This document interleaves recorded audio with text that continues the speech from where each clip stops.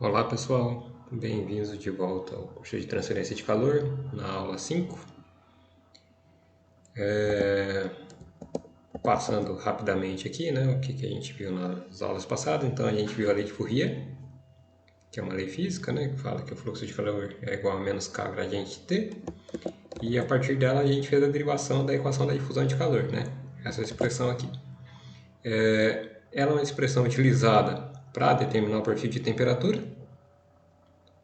a partir do qual a gente pode jogar aqui na lei de Fourier para fazer a estimativa do fluxo de calor, né? Com o fluxo de calor a gente tira o Q ponto, né? Seria o fluxo de calor, produto escalar, dA integral. Bom, que seja um del Q ponto aqui, né?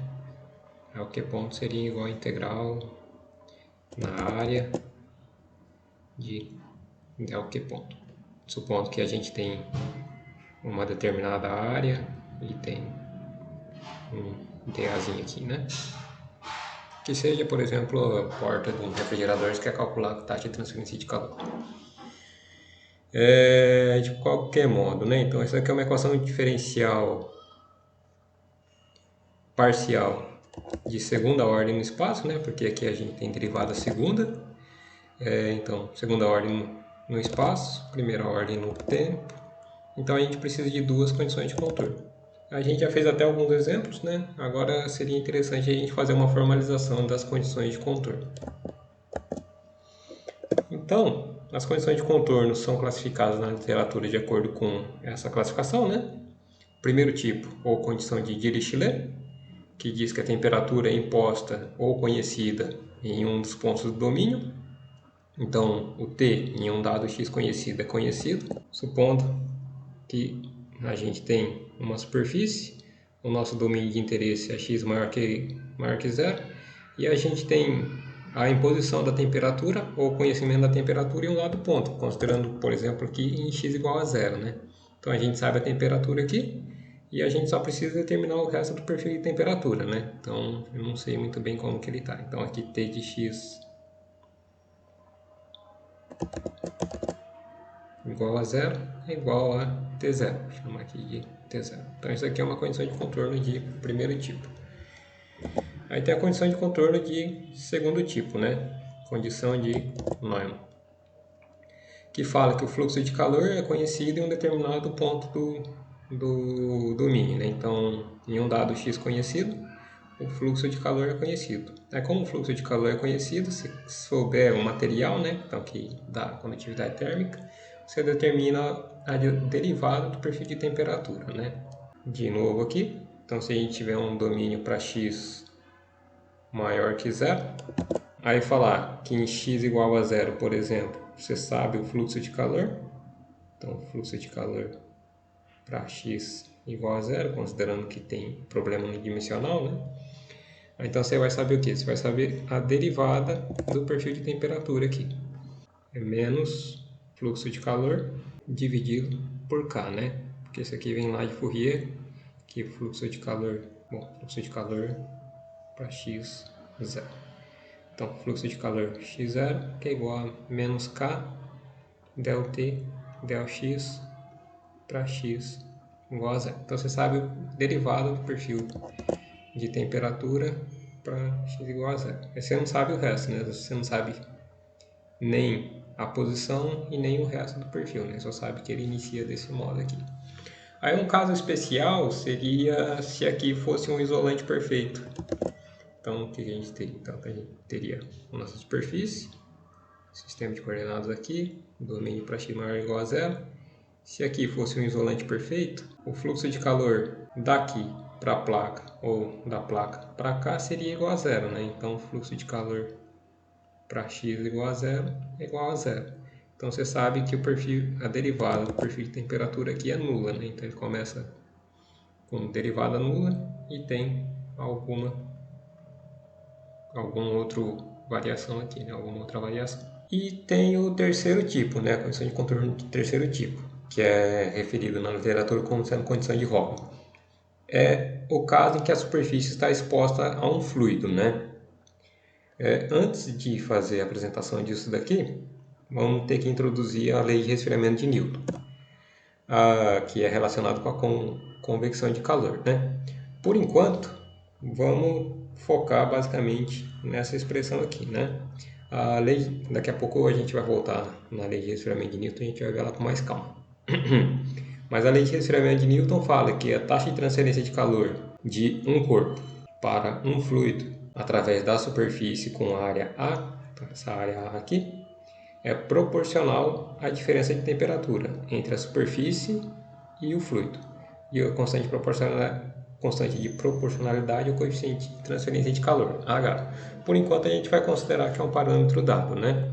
Aí aqui tem até uma tabela com alguns valores aproximados, né? Então, para convecção natural em gás, convecção natural em líquido. Então, do terceiro tipo, então a gente vai ter uma superfície aqui.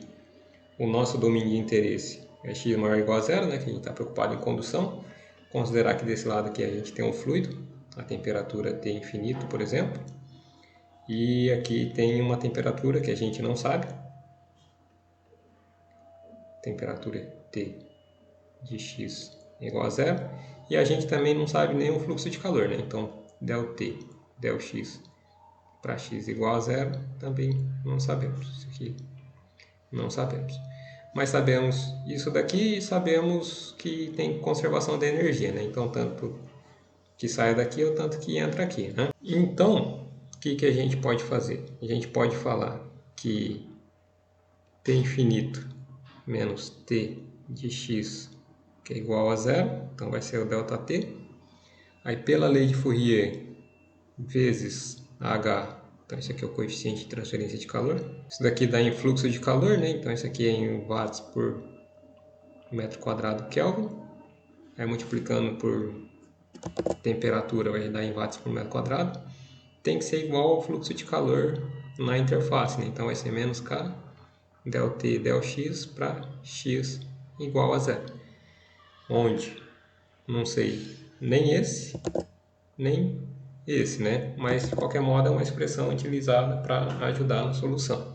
Isso aqui já conta como sendo uma condição de contorno, né? Então, nesse estágio a gente vai considerar o H como sendo um parâmetro dado ou a gente vai pegar ele daquela tabela, né? Aí mais para frente no curso a gente vai ver como que calcula ele.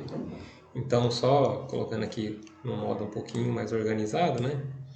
Então, a lei de resfriamento de Newton fala que o fluxo de calor por convecção é igual a H, temperatura da superfície, menos temperatura do fluido.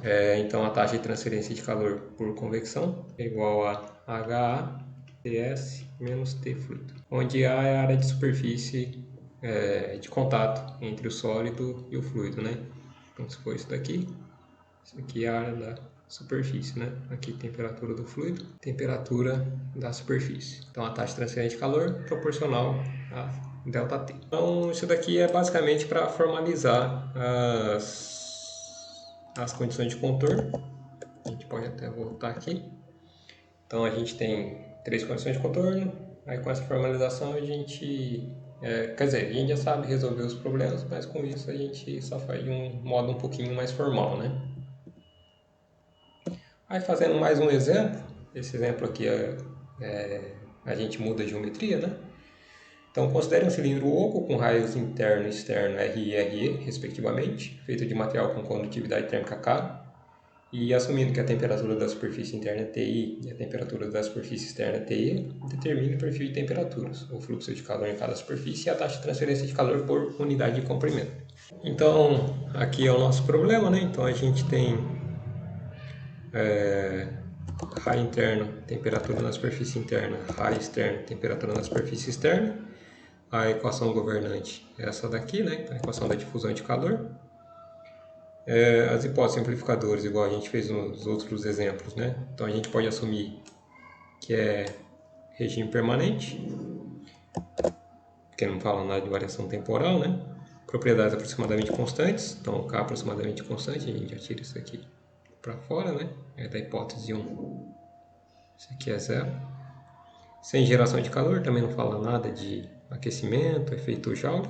E unidimensional em R, né? Porque só tem diferença de temperatura entre a superfície interna e a superfície externa, né? Podemos até falar que ele é axissimétrico, né? Então não tem variação ao longo do θ, onde o θ é a grandeza, a direção azimutal, né? Então não tem variação em θ. Então aqui é TI, aqui também é TI, aqui também é TI, aqui é TE, aqui também é TE, né? E raio sempre positivo, né? Então não vamos colocar raio negativo, né? Então, dessas simplificações aqui, a gente chega aqui, K, o Laplaciano de T igual a zero, K maior que zero, então a gente fica com Laplaciano de T igual a zero. Para coordenadas cilíndricas, a expressão é essa daqui, né? 1 sobre R, del R, R del T del R, 1 sobre R2, del 2T del θ2, del 2T del Z2. Aí, então, pela hipótese 4, isso aqui é zero, né? Onde o Z é a direção axial, então é perpendicular aqui ao nosso quadro. Então a gente fica com 1 sobre R, D, já passando para derivada exata, ddr é igual a zero, né? Aí a gente integra uma vez, o R é diferente de zero, é diferente de infinito, né? Isso daqui. Então integrando uma vez, a gente fica com dt dr, que é igual a C1 sobre R. Integrando de novo, ficamos com T, que é igual a C1 ln de R mais C2. Então esse daqui é o perfil de temperatura aqui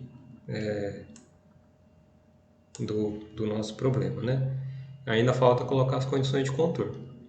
As condições de contorno, T de R igual a RI igual a TI, T de R igual a RE igual a TI. Então, só substituindo os valores, a gente fica com TI, que é igual a C1 ln de RI mais C2, TE, que é igual a C1 ln de RE mais C2.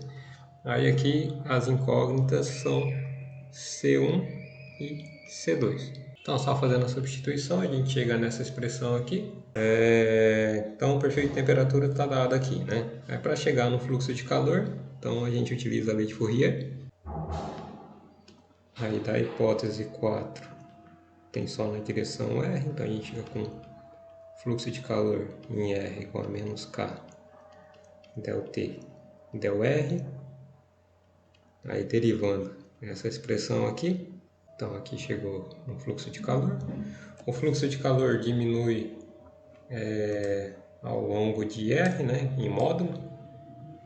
Então faz sentido, né? Vamos fazer outro esquema aqui. Então, para uma dada quantidade de energia passando por aqui, conforme ele vai aumentando o raio, a área na qual ele atravessa aumenta, né? Então, para um dada taxa de transferência de calor em regime permanente, conservação de energia, aumenta a área, então reduz o fluxo de calor, né? Então, por isso que o R está aqui no denominador.